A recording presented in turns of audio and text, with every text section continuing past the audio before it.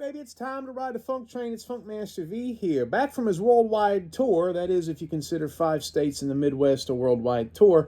I'm back today to talk about a misconception about the Atari 7800 that has existed since the 80s. And what is that? Well, it's not necessarily a lie, but it is a misconception that the sound for the 7800 is the exact same as the sound in the Atari 2600 games.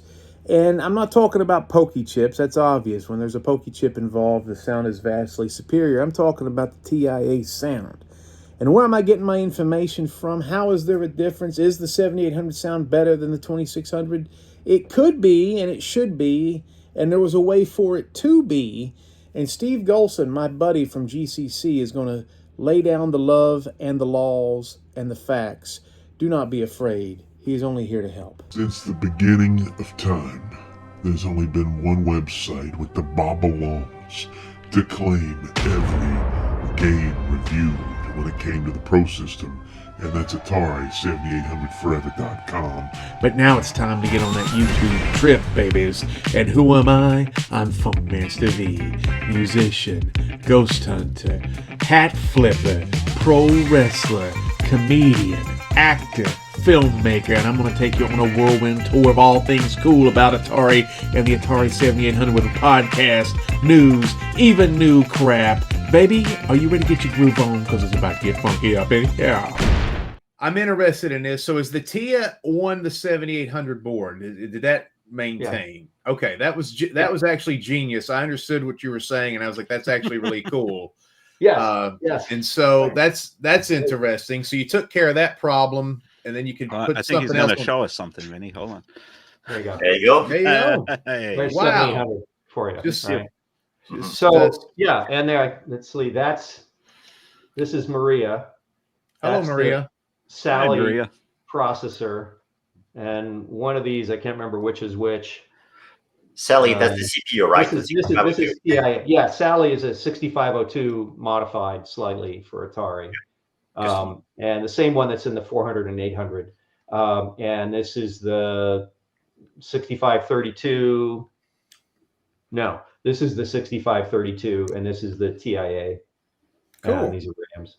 So there's a TIA in the board. So that was the thing. It's like, oh, we want to be compatible.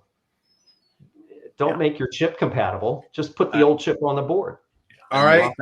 And again, I think this is again, Atari engineers could probably not get away with that because management would immediately push back on them. Oh my God, 2 chips? Oh, that's going to be so expensive. How could we possibly do that?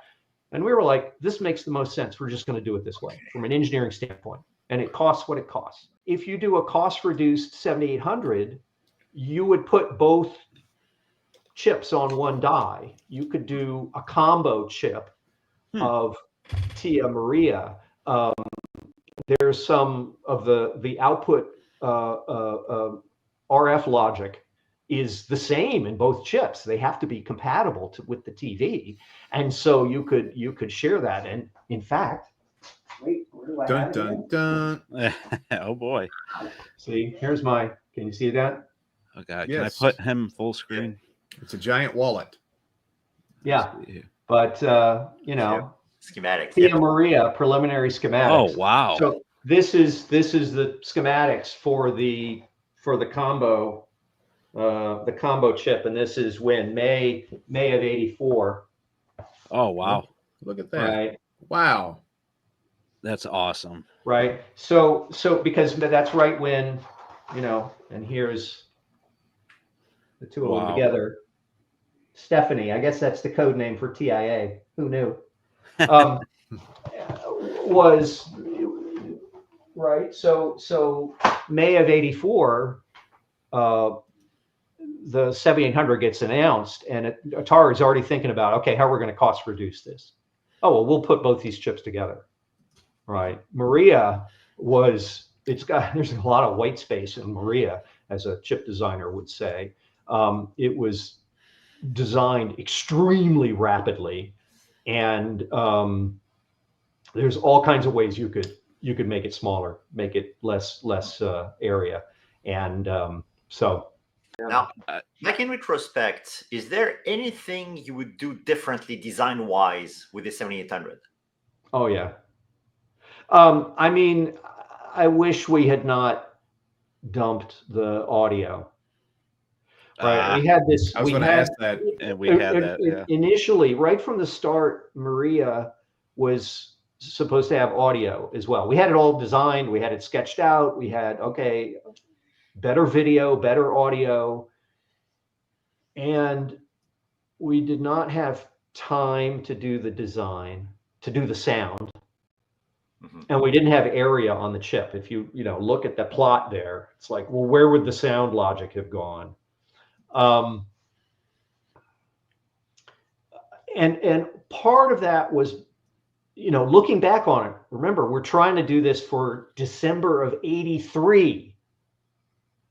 We're in April of '83. It's like, we're going to get this out so damn fast. We're going to get it out into the market, get the chip done.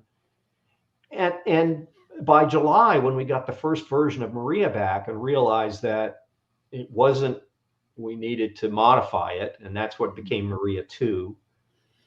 And it's like, okay, we're not going to make December of '83. And Christmas sales is what drives everything in the industry back then. Okay, it's going to be December '84. Okay, now we've got more time. Looking back on it, it would have been, gee, we should have figured out it was Maria 2 to begin with. We should have figured out we could add audio. And so that's one thing I would change. Bigger line RAM would have been a big thing to change if we designed it using a different memory cell that allowed us to have more memory on the chip. Okay. Now I want to clarify something, because I've always heard that they, as a cost reduction, they decided to go. They wanted you guys to design it with the TIA chip, the TIA chip. But you're saying it was a time crunch thing where you were just like, we don't have time to go into designing a new sound, and we didn't have space. As far as, well, the TIA always had to be there for compatibility. All right.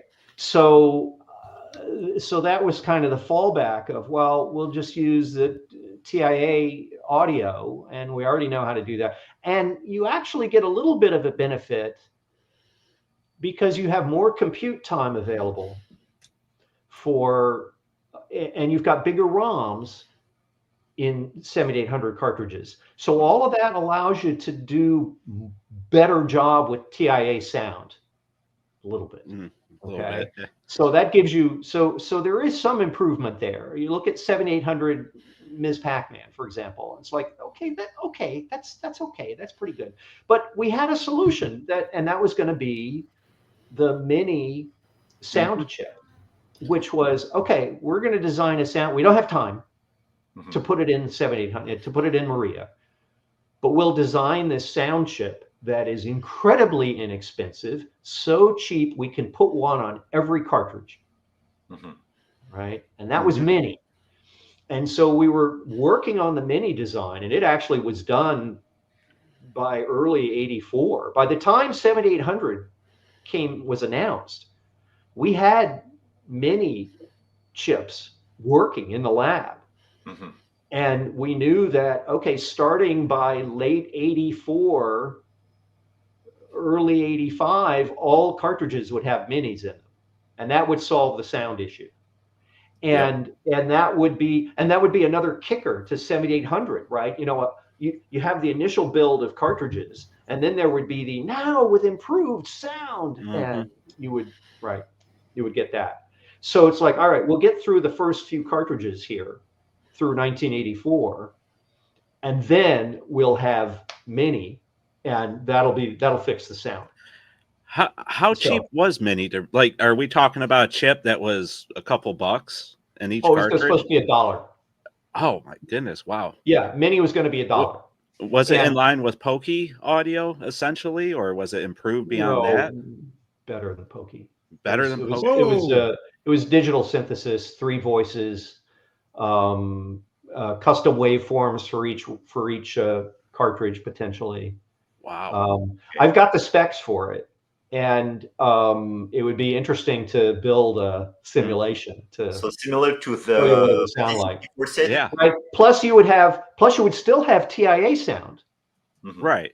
Okay. So you would have, you would have really interesting sound.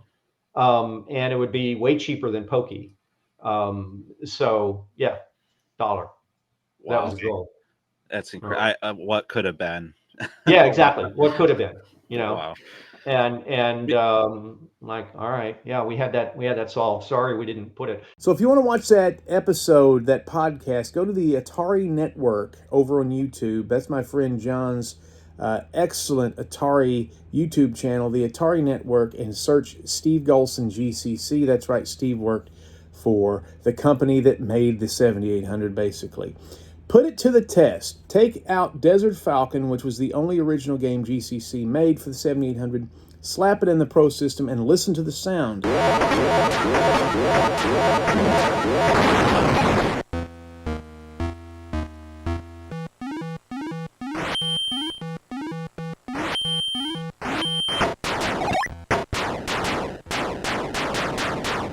That is not a Pokey game. That is a TIA chip game, and the music and the sound effects and the scurrying and the burrowing and the gimmicky and the burying the poop, whatever those little pink monsters do, the sound effects are insane. And it's a shame most of 7800 games had the capability of at least sounding that good. And again, you should know that they didn't go with the Pokey chip, which was in the 5200 because of cost, because Jack Trammell was cheap bastard. Anyway, thank you for checking out the channel. Thank you for checking out the show. I will be here next week, hopefully reviewing iRobot for the Atari VCS. That is, if Atari releases the damn thing. What are you guys doing over there, huh?